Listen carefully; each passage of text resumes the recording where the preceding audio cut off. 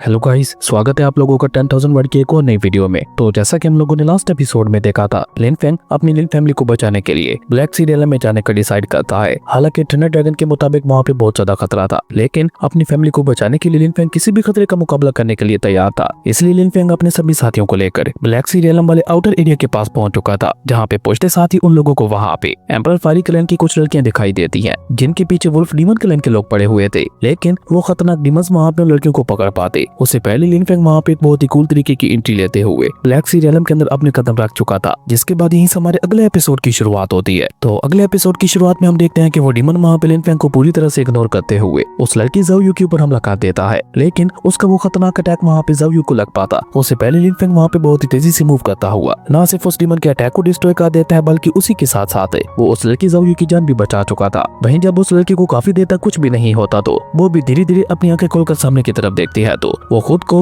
लिन Feng की गोद में पाती है। वो जैसे ही उसकी नजर लिन फेंग के फेस के ऊपर पड़ती है, तो वो पूरी तरह से लिन फेंग के फेस में खो जाती है। लेकिन लिन फेंग के इस बात के ऊपर ध्यान नहीं था, वो उसे लेकर चुपचाप नीचे आ जाता है। ध्यान जैसे वो नीचे आता है, तो वुल्फ डीमन क्लैन का लीडर चिल्लाते हुए लिन फेंग से कहता है, कौन हो तुम और हमारे मैटर में इंटरफेयर क्यों कर रहे हो? जिस पे लिन फेंग उन लोगों को वहाँ पे कोई जवाब दे पाता, उससे पहले शाओटियन आगे बढ़कर उनका मजाक उड़ाते हुए कहता है, ओ तो ये अजीब से क्रिएचर्स बात भी कर सकते हैं। दोस्तों बुरा मत मानना, लेकिन तुम लोगों को यहाँ पे इस तरह से बात करते हुए देखकर मुझे काफी अजीब लग रहा है। वहीं शाओटियन की ये बात सुनकर हम देखते हैं कि वुल्फ क्लैन का लीडर चिल्लाते हुए शाओटियन से कहता है, हम तो बोल सकते हैं, लेकिन तुम लोगों ने वुल्फ डीमन क्लैन के शिकार को छीनने की कोशिश की है, इसलिए अब हम लोग यहाँ पे तुम लोगों को बोलने लायक नहीं छोड़ेंगे। और ये कहकर उनका लीडर वहाँ पे अपनी एक फॉरबिडन टेक्निक का इस्तेमाल करते हुए स्काई वुल्फ पपेट को समन करने लगा था, जिसे समन करने के लिए वो डीमन वहाँ पे अपनी पूरी जान लगा देता है। और जब उसका स्काई पपेट वहाँ पे समन होता है, तो उसका साइज देखकर समझ आता है कि क्यों उस लीडर को वहाँ पे इतनी ज्यादा जान लगानी पड़ रही थी। जबकि वो वुल्फ डीमन पपेट लिन फेंग और बाकी सभी को देखकर गुस्से से वहाँ पे जोर जोर से दहाड़ने लगा था। इवन उसकी धार में ही इतना ज्यादा दम था कि आसपास के पेड़ भी वहाँ पे उखड़ने लगे थे, जो देखकर वो लड़की ज़ाओ यू वहाँ पे परेशान होते हुए कहती है,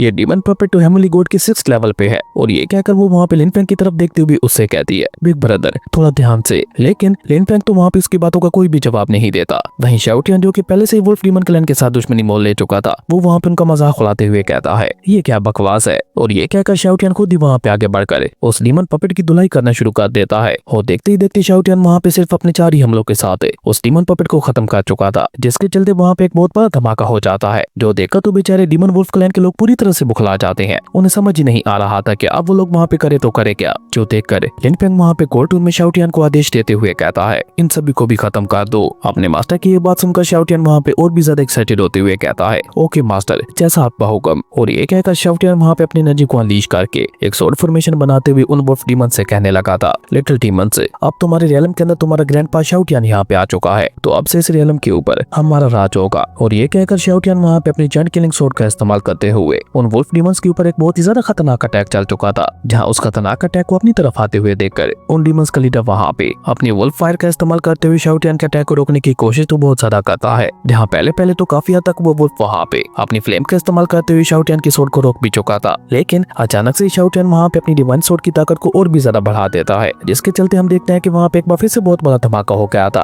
और अब की बार वाले खतरनाक धमाके की चपेट में वो सभी डीमंस भी आ चुके थे, जिसके चलते उन सभी वुल्फ डीमंस की हालत वहाँ पे काफी ज्यादा खराब हो चुकी थी। जो देखकर ज़ाओ यू तो वहाँ पे एक्साइटेड होते हुए कहती है, क्या इसने तो सिर्फ अपने एक ही अटैक के साथ 6 ट्रू इमोर्टल्स को हरा दिया। ये लिटिल बर्ड तो वाकई बहुत ज्यादा पावरफुल निकला। अपनी तारीफ सुनकर तो शाओटियन का सीना वहाँ पे और भी ज्यादा चौड़ा हो गया था। जबकि ज़ाओ यू वहाँ पे लिन फेंग को देखकर अपने मन में कहती है, अगर इसका लिटिल बर्ड इतना ज्यादा पावरफुल है, तो ये खुद कितना ज्यादा पावरफुल होगा। वहीं अपना काम खत्म करने के बाद शाओटियन भी लिन फेंग के पास वापस आ जाता है, जो देखकर लिन फेंग भी वहाँ पे प्यार से उसका सर चलाते हुए उससे कहता है, बहुत अच्छे, काफी अच्छा काम किया तुमने आज। अब अपने मास्टर की तारीफ सुनकर तो शाओटियन वहाँ पे और भी ज्यादा चौड़ा हो जाता है। लेकिन तभी ज़ाओ यू आगे बढ़कर वहाँ पे लिन फेंग का शुक्रिया अदा करते हुए उससे कहती है, बिग ब्रदर, हम सभी की जान बचाने के लिए आपका बहुत ज्यादा शुक्रिया। ज़ाओ यू की ये बात सुनकर शाओटियन फ्लेक्स करते हुए कहता है, अरे ये तो कुछ भी नहीं था, और वैसे भी मेरे मास्टर को बुरे लोगों को सजा देना बहुत ज्यादा पसंद है। मेरे मास्टर इंसाफ पसंद है, वो हमेशा कमजोर लोगों की मदद करते हैं। शाओटियन की ये बात सुनकर तो ज़ाओ यू वहाँ पे और भी ज्यादा खुश होती हुई कहती है, क्या वाकई बिग ब्रदर, अगर आप वाकई कमजोर लोगों की मदद करते हैं, तो क्या आप हमारी भी मदद कर सकते हैं? मेरी बिग सिस्टर एक बहुत बड़ी मुसीबत में फंस गई है, प्लीज उसे बचाने में हमारी मदद कीजिए। ज़ाओ यू की ये बात सुनकर हम देखते हैं कि लिन फेंग उसे वहाँ पे कोई भी जवाब दे पाता। उसके पहले उसके अंकल्स वहाँ पे पहुंचते हुए ज़ाओ यू से कहते हैं, ज़ाओ यू तुम ठीक तो हो ना? अपने अंकल्स को देखकर ज़ाओ यू भी वहाँ पे जल्दी से भागकर अपने अंकल्स के पास जाते हुए उनसे कहती है, 6th अंकल, 7th अंकल, मैं बिल्कुल ठीक हूँ, आप अपना बताइए, आप लोगों की इंजरीज कैसी हैं अब? जिस पे उसके अंकल उसे वहाँ पे जवाब देते हुए कहते हैं कि चिंता मत करो, हमारी इंजरीज उतनी ज्यादा सीरियस भी नहीं है। और ये कहकर उसके दोनों अंकल्स वहाँ पे आगे बढ़कर लिन फेंग को ग्रीट करके उसका शुक्रिया अदा करते हुए उससे कहते हैं थैंक यू बेनिफैक्टर, आज हम लोगों की जान बचाने के लिए। जिस पे लिन फेंग मुस्कुराते हुए उन लोगों से कहता है कि ये तो मेरा फर्ज था। लिन फेंग की ये बात सुनकर तो ज़ाओ यू के दोनों अंकल्स वहाँ पे काफी ज्यादा इंप्रेस हो जाते हैं और सेवंथ अंकल वहाँ पे लिन फेंग से सवाल करते हुए पूछता है बेनिफैक्टर, क्या आप हमें बता सकते हैं कि आप कौन से एंशिएंट क्लैन से बिलोंग करते हैं और आपका नाम क्या है, क्योंकि हमने आज से पहले आपको यहाँ पे कभी भी नहीं देखा। जिस पे लिन फेंग उन्हें वहाँ पे कोई जवाब दे पाता उससे पहले शाओटिन आगे बढ़ते हुए उन दोनों से कहता है तुम सभी लोग मेरी बात गौर से सुनना, मेरे मास्टर एंशिएंट एम्परर क्लैन से बिलोंग करते हैं और उनके अंदर ऐसा कमाल का टैलेंट है कि हो सकता है वो फ्यूचर में ग्रेट एम्परर भी बन जाए। शाओटिन की ये बात सुनकर तो हम देखते हैं कि उन लोगों को वहाँ पे लिन फेंग को देखने का पूरा नजरिया ही बदल गया था, जो देखकर लिन फेंग वहाँ पे ना में अपना सर हिलाते हुए कहता है ये कभी नहीं सुधरने वाला। और ये कहकर लिन फेंग वहाँ पे उन लोगों से माफी मांगते हुए कहता है कि माफ कीजिएगा, मेरे ये पेट कुछ भी बकवास करता रहता है, आप इसकी बातों के ऊपर ज्यादा ध्यान मत दें। मेरा नाम है गू फेंग और मैं बस एक ट्रैवलर हूँ जो कि बस यहाँ से गुजर रहा था और इस लड़की की मुसीबत में देखकर इसे बस बचाने के लिए आ गया। लिन फेंग यहाँ पे जानबूझकर उन लोगों को अपना नाम गू फेंग बताता है क्योंकि लिन फेंग अभी के लिए ये बात नहीं जानता था कि यहाँ पे कौन कौन उसकी लिन फैमिली का दुश्मन है। खैर लिन फेंग वहाँ पे उन लोगों से सवाल करते हुए पूछता है कि वो सब तो ठीक है, लेकिन आप लोग इस मुसीबत में कैसे फंस गए। अब लिन फेंग की ये बात सुनकर हम देखते हैं कि वो सभी लोग थोड़ा परेशान हो जाते हैं क्योंकि वो अभी भी सोच रहे थे कि उन्हें लिन फेंग के ऊपर यकीन करके उसे सारी बात बतानी चाहिए या फिर नहीं। अपने अंकल को वहाँ पे इस तरह से सोचते हुए देखकर ज़ाओ यू आगे बढ़ते हुए अपने सेवंथ अंकल से कहती है अंकल ब्रदर गू फेंग कोई बुरा इंसान नहीं लग रहा, तो मेरे ख्याल से हम लोग इसे सच्चाई बता सकते हैं। लेकिन वो लोग वहाँ पे आगे कुछ कह पाते उससे पहले थंडर ड्रैगन वहाँ पे लिन फेंग से कहता है बच्चे चाहे कुछ भी हो जाए तुम्हें इन लोगों की मदद करनी ही होगी, क्योंकि जो ये लड़की ज़ाओ यू है न जाने इसको देखकर मुझे ऐसा क्यों लग रहा है कि ये तुम्हारी इमोर्टल एम्परर रियलम तक पहुंचने का एक रास्ता है, इसलिए इस मौके को जाया मत करना, क्योंकि अगर तुम इस मौके का फायदा उठाते हो तो मुझे पक्का यकीन है कि हम लोगों को बहुत ज्यादा फायदा होगा। थंडर ड्रैगन की ये बात सुनकर लिन फेंग भी वहाँ पे उनकी मदद करने के लिए तैयार हो गया था। इसके बाद फायरी एम्परर क्लैन के लोग लिन फेंग को लेकर अपने क्लैन की तरफ जाने लगे थे, जहाँ रास्ते में ज़ाओ यू लिन फेंग को अपना नाम बताते हुए कहती है वैसे तो मेरा नाम ज़ाओ यू है, लेकिन प्यार से लोग मुझे लिटिल बटरफ्लाई कहकर बुलाते हैं। जिस पे शाओटिन वहाँ पे से मस्का लगाते हुए कहता है लेकिन मैं तो आपको लिटिल सिस्टर कहकर बुलाऊंगा। और लिटिल सिस्टर मैं आपको एक बात बतानी भूल गया, आप दिखने में बहुत ज्यादा प्यारी हो और आप जितनी ज्यादा प्यारी हो आपका नाम भी उतना ही ज्यादा प्यारा है। तभी प्रिंसेस कैनिंग वहाँ पे सीरियस होकर ज़ाओ यू से सवाल करते हुए पूछती है तुम अपनी सिस्टर के बारे में हमें क्या बता रही थी, तुम्हारी सिस्टर के साथ क्या हुआ था। जिस पे ज़ाओ यू उदास होकर प्रिंसेस कैनिंग को जवाब देते हुए बताती है हम लोग ट्रेस की तलाश में एक सीक्रेट एलम की तरफ बढ़ रहे थे,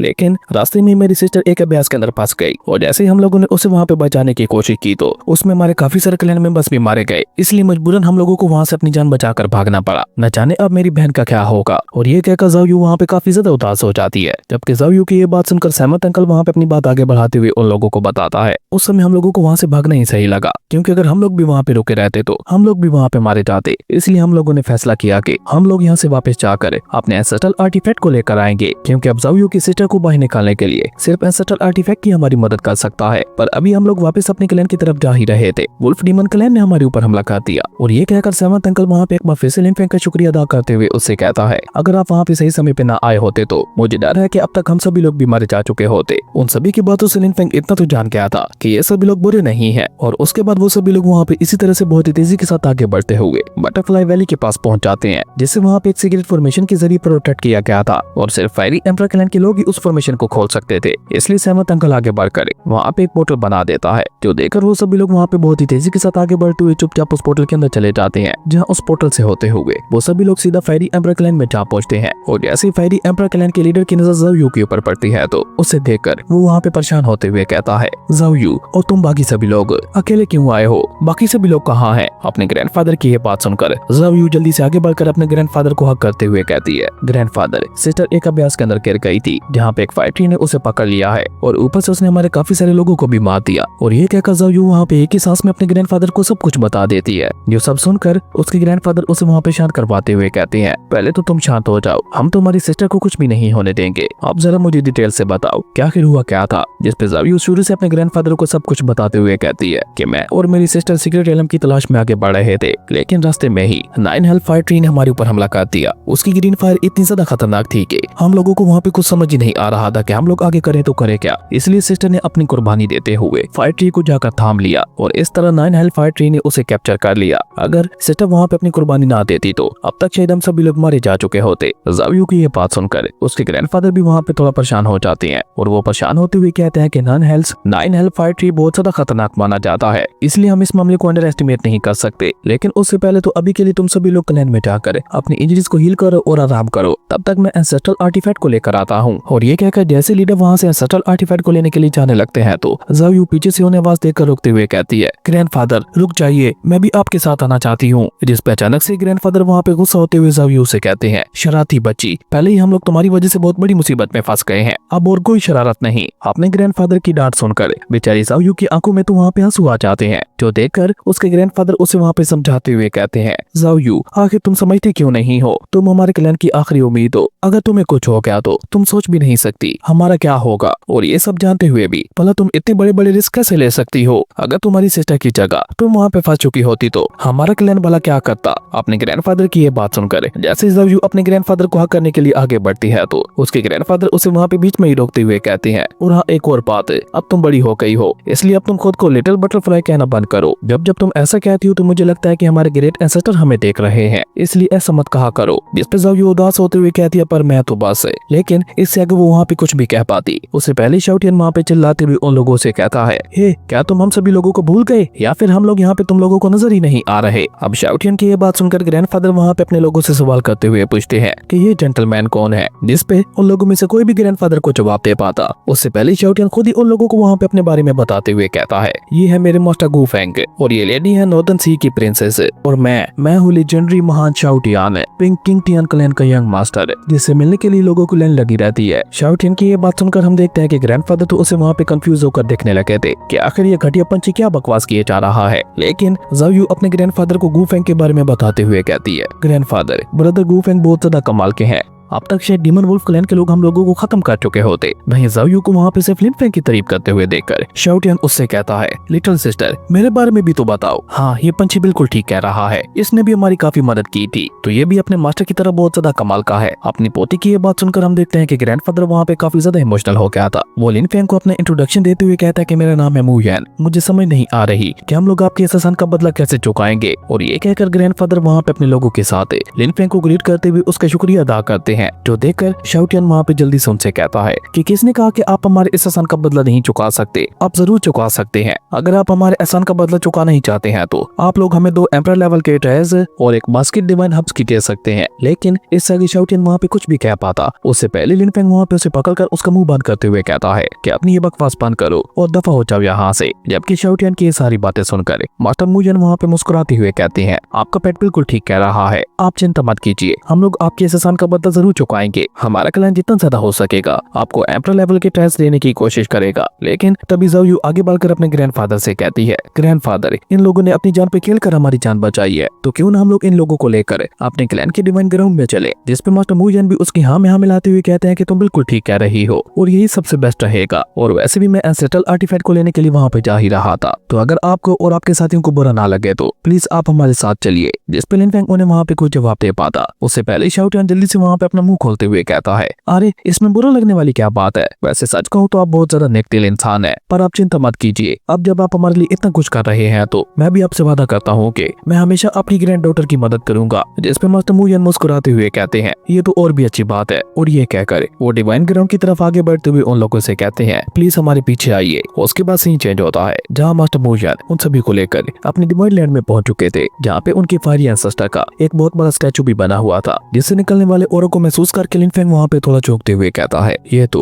एम्परर लेवल का ओरा है। लिन फेंग की ये बात सुनकर मास्टर मू यान लिन फेंग और बाकी सभी को उस गॉड लेवल के स्टैचू के बारे में बताते हुए कहते हैं, ये हमारी फायरी एंसेस्टर है। जबकि थंडर ड्रैगन लिन फेंग को वहाँ पे फायरी एम्परर के बारे में बताते हुए कहता है कि ये एक एम्परर लेवल की गॉडेस थी। और कमाल की बात तो ये है कि अभी तक भी अपने एम्परर लेवल का ओरा अपने आने वाले किसी न किसी डिसाइडेड के अंदर ट्रांसफर करती रहती है। वहीं थंडर ड्रैगन कैसा कहते ही लिन फेंग को कुछ अजीब सी फीलिंग आने लगती है और अचानक से उसे मंकी किंग का दिया हुआ बाल बाहर आ जाता है। जो कि वहाँ पे तेज एनर्जी के साथ ग्लो कर रहा था। ऐसा लग रहा था कि उस बाल को कोई चीज वहाँ पे अपनी तरफ अट्रैक्ट कर रही है, जो देखकर तो लिन फेंग खुद भी वहाँ पे हैरान होते हुए कहता है, मंकी किंग का दिया हुआ ये बाल खुद ब खुद ही बाहर कैसे आ गया। मंकी किंग ने जाने से पहले लिन फेंग को अपना ये बाल दिया था, जिसका इस्तेमाल करके लिन फेंग कभी भी मंकी किंग को अपनी मदद के लिए बुला सकता था। पर उसे देखकर लिन फेंग को वहाँ पे ये समझ नहीं आ रहा था कि आखिर ये बाल अचानक से इस तरह से रिएक्ट क्यों कर रहा है। लेकिन लिन फेंग अभी वहाँ पे ये सब सोच ही रहा था कि तभी वो बाल वहाँ पे आगे बढ़ते हुए एक स्टोन प्लेटफॉर्म के पास चला जाता है, जिसके अंदर से वहाँ पे बिल्कुल उस बाल वाला ओरा ही निकल रहा था, जो देखकर थंडर ड्रैगन वहाँ पे लिन फेंग को बताता है